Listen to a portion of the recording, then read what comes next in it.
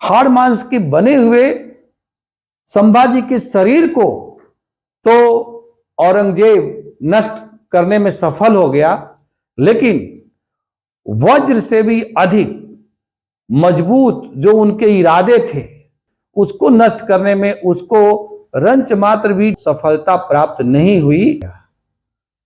होना तो यही चाहिए था कि 15 अगस्त 1947 में जब भारत को आजादी मिली, उसके बाद हमारे इतिहास के ऐसे जितने भी काले अध्याय हैं, उन काले अध्यायों को पूरी तरह से नेस्तो नाबूद कर दिया जाना चाहिए था।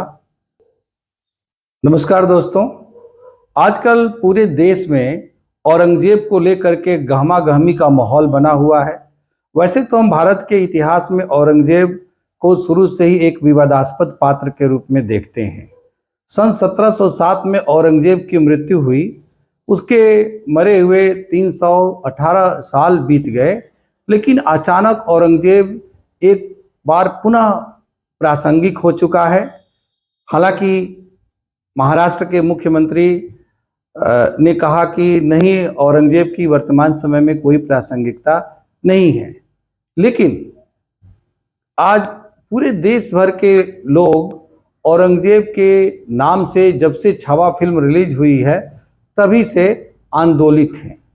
लोगों का ये कहना है कि एक ऐसा व्यक्ति जिसने देश में 46 लाख लोगों का केवल अपनी धर्मांधता के कारण नरसंहार करवाया, एक ऐसा शासक जिसने बहुत से हिंदू मंदिरों का विध्वंस करवाया, यहाँ तक कि कुछ बहुत ही पवित्र और प्रसिद्ध हिंदू अस्मिता के प्रतीक जो मंदिर थे उनको नष्ट करवा करके वहां पर मस्जिदों का निर्माण करवाया, और सरेआम गुरु तेग बहादुर का कत्लेआम किया केवल इसलिए कि उन्होंने इस्लाम स्वीकार करने से मना कर दिया। और तो और एक ऐसा क्रूर शासक जिसने सिखों के अंतिम गुरु गुरु गोविंद सिंह के आंखों के सामने ही उनके 2 पुत्रों को जिंदा ही दीवार में चिनवा दिया। एक ऐसे शासक के लिए आज भी हमारे देश में जन समर्थन है, और इस बात पर विवाद हो रहा है कि औरंगजेब की कब्र इस देश में होनी चाहिए, संभाजी नगर में जो आज स्थित है, या नहीं होनी चाहिए। जब से छावा फिल्म रिलीज हुई है जो संभाजी के जीवन के ऊपर केंद्रित है, तब से यह विवाद बहुत अधिक गहरा गया है, और पूरे देश में विशेष रूप से हिंदू जनमानस के अंतर्गत एक बहुत ही कसमकस की स्थिति उत्पन्न हो गई है। आज हम इसी मुद्दे पर चर्चा करने जा रहे हैं कि आखिर वास्तविकता क्या है और क्या होना चाहिए। जैसा कि आप देख रहे हैं, ये औरंगजेब है। औरंगजेब चर्चित मुगल शासकों में, स्थापित मुगल शासकों में अंतिम मुगल शासक था, और 1658 में उसने अपने पिता शाहजहां को कैद कर दिया, और अपने अन्य भाइयों की हत्या करने के बाद, जिसमें सर्वाधिक उल्लेखनीय उसका भाई दारा शिकोह था, अपने इन सभी भाइयों की हत्या करने के बाद वह मुगल साम्राज्य का बादशाह या शासक बना। और उसके बाद से इसने हिंदू आस्था पर चोट करना और हिंदुओं को धर्मांतरित करने के साथ खुद अपने पिता के ऊपर भी बर्बर जुल्म सितम ढाया। आखिर औरंगजेब जैसा एक ऐसा सुल्तान वर्तमान समय में किसी को क्यों प्रिय हो सकता है, यह चर्चा का विषय है, और वास्तव में यह विषय विचारणीय है। यदि आज भी हमारे देश में कुछ लोग या बहुत से लोग कह सकते हैं औरंगजेब के समर्थक हैं और औरंगजेब को एक अच्छा शासक सिद्ध करने की कोशिश कर रहे हैं, तो इसका केवल और केवल एक ही अर्थ है कि हमारे देश में आज भी औरंगजेब की मानसिकता में जीने वाले लोग हैं, और यदि आज उनको मौका मिलेगा तो वो वही सब करेंगे या करना चाहेंगे जो कि सन 1707 से पहले औरंगजेब ने किया था, जो कि क्रूरता, बर्बरता और जुल्म सितम की इंतहा थी। दुनिया में ऐसे अनेक दृष्टांत हैं जहां पर कि किसी समय में यदि इस प्रकार के शासक हुए जिन्होंने उस देश की ऐतिहासिक विरासत या सभ्यता संस्कृति को मटियामेट करने या कुचलने की कोशिश की, तो बाद में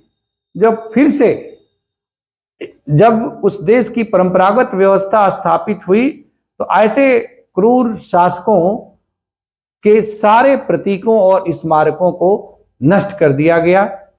ये बात हमने स्पेन में देखी है, ये बात हमने द्वितीय विश्व युद्ध के बाद जर्मनी में देखी है, जब हिटलर के प्रतीकों को पूरी तरह से नष्ट कर दिया गया।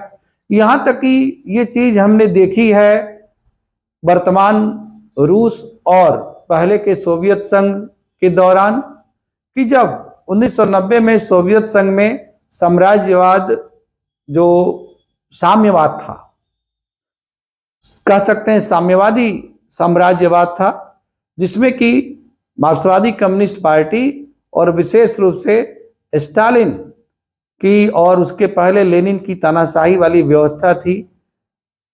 जब लोग उससे आजीज आ गए और जब साम्यवाद का पतन हुआ, साम्यवाद का सबसे मजबूत स्तंभ खुद सोवियत संघ में ढा दिया गया, खुद सोवियत संघ का विघटन हो गया, तो उसके बाद इन सब प्रतीकों को भी वहां से नष्ट कर दिया गया।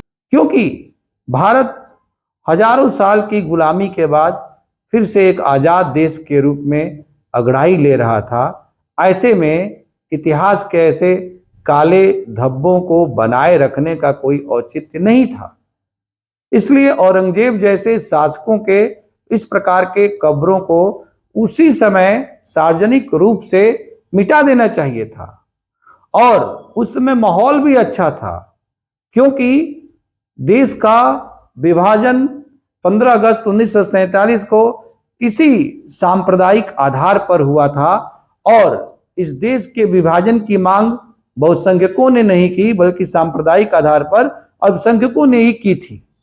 तो ऐसे में फिर भारत में औरंगजेब जैसे किसी व्यक्ति के उसके मकबरे के होने का कोई औचित्य ही नहीं होना चाहिए था। और यदि वो आज तक बना रहा तो इसके लिए ये उनका अधिकार नहीं, बल्कि भारत के सहिष्णु लोगों की सहृदयता का उन्हें ऋणी होना चाहिए कि आज तक इस मुद्दे को कभी उठाया नहीं गया। किंतु जैसा कहा जाता है कि इतिहास स्वयं को दोहराता है, तो अब इतिहास फिर से अपने को दोहरा रहा है।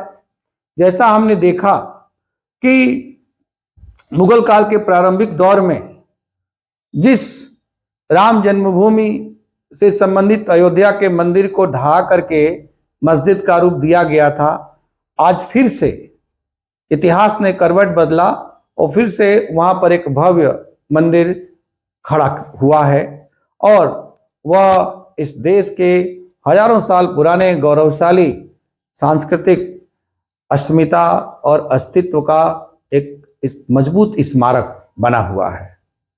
इसी तरह से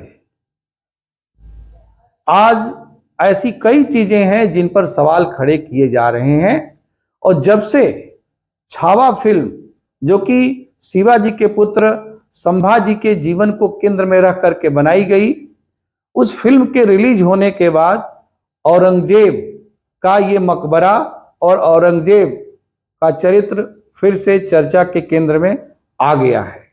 छावा फिल्म में यह दर्शाया गया कि औरंगजेब ने किस प्रकार से क्रूरतापूर्वक संभाजी की केवल इसलिए हत्या की कि संभाजी ने इस्लाम को स्वीकार करने से मना कर दिया, और अपने धर्म और अपने देश और अपनी स्वतंत्रता के प्रति संभाजी की जो मजबूत शक्ति थी और उसमें जो उनकी मजबूत आस्था थी, और यही वास्तव में औरंगजेब की सबसे बड़ी पराजय थी।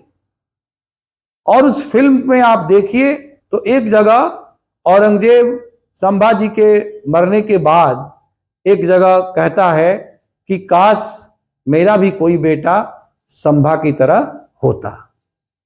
तो इतना क्रूर था औरंगजेब, इतनी अधिक धर्मांधता थी उसमें।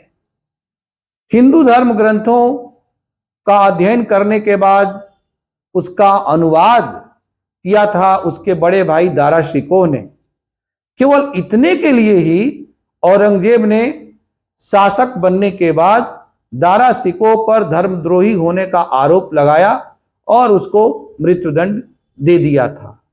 इतनी क्रूरता, एक ऐसा शासक जिसने अपने पिता को कैद किया और न केवल कैद किया बल्कि उस कैद में भी उसके साथ घोर बर्बरता और निर्ममता का व्यवहार किया।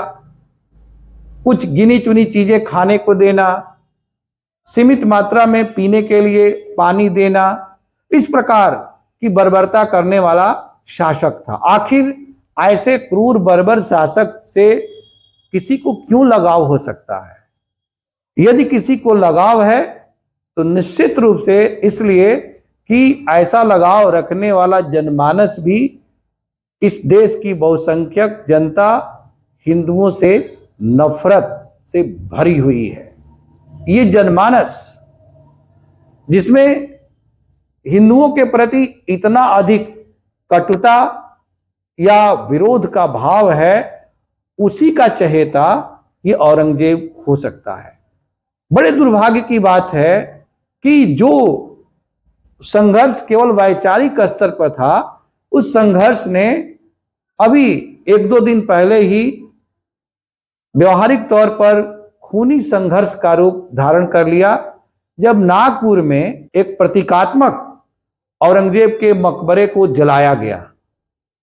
झूठे प्रचारित किया गया कि उसके अंतर्गत कलमा लिखी हुई चादर को जलाया गया, जो कि इस्लाम का अपमान है। जबकि ये पता चला है कि इस प्रकार की किसी घटना को अंजाम नहीं दिया गया। कोई चादर तो जलाई गई लेकिन उस पर कलमा वगैरह अंकित नहीं था। हालांकि मैं यहां पर स्पष्ट कर दूं कि औरंगजेब के विरोध करने का मतलब इस्लाम का विरोध नहीं है, और यदि इस्लाम को सच्चे नजरिए से देखा जाए तो निश्चित रूप से इस्लाम में इतनी क्रूरता और इतनी बर्बरता नहीं है जो कि इस्लाम के नाम पर औरंगजेब ने किया। यदि इस्लाम को सही ढंग से समझने वाले लोग होंगे तो वो स्वयं भी औरंगजेब जैसे किसी व्यक्ति का समर्थन नहीं करेंगे। ये बहुत ही दुर्भाग्य की बात है कि औरंगजेब की क्रूरता के बीच में इस्लाम को लाया जा रहा है। फिलहाल आज एक ऐसे मोड़ पर यह घटना घटित हो गई है जहां पर कि पूरे देश में एक प्रकार की सनसनी सी व्याप्त है। जिस प्रकार से सामान्य निहत्थे लोगों पर घातक अस्त्र शस्त्र और पेट्रोल बम से अचानक धावा बोल करके नागपुर में हमला किया गया, उसके बाद से एक भयावह वातावरण व्याप्त हो गया है और भविष्य के गहरे संकेत इसमें छिपे हुए हैं। आज भारत में लोकतांत्रिक व्यवस्था है, भारत में पंथ निरपेक्षता है, भारत का संविधान सेकुलर कॉन्स्टिट्यूशन है। बावजूद इसके यदि इस प्रकार की धर्मांधता है और धर्मांधता से व्याप्त लोगों के द्वारा खुलेआम इस प्रकार की हिंसक घटनाएं केवल एक विचार का विरोध करने के लिए की जा रही हैं, तो निश्चित ही चिंतनीय है। आने वाले समय में हमें यह देखना होगा कि ये पूरा घटनाक्रम अब आगे चल करके किस प्रकार से करवट लेता है। भविष्य में हम इस विषय पर यदि आवश्यकता हुई तो पुनः एक वीडियो बनाएंगे। आप सबसे आग्रह है कि आप अब इस मुद्दे पर अपने विचार व्यक्त करें, आप जरूर रिएक्ट करें। ये बहुत जरूरी है आप सबके लिए और हमारे देश की एकता अखंडता के लिए और भारत की सांस्कृतिक अस्मिता के लिए भी। धन्यवाद।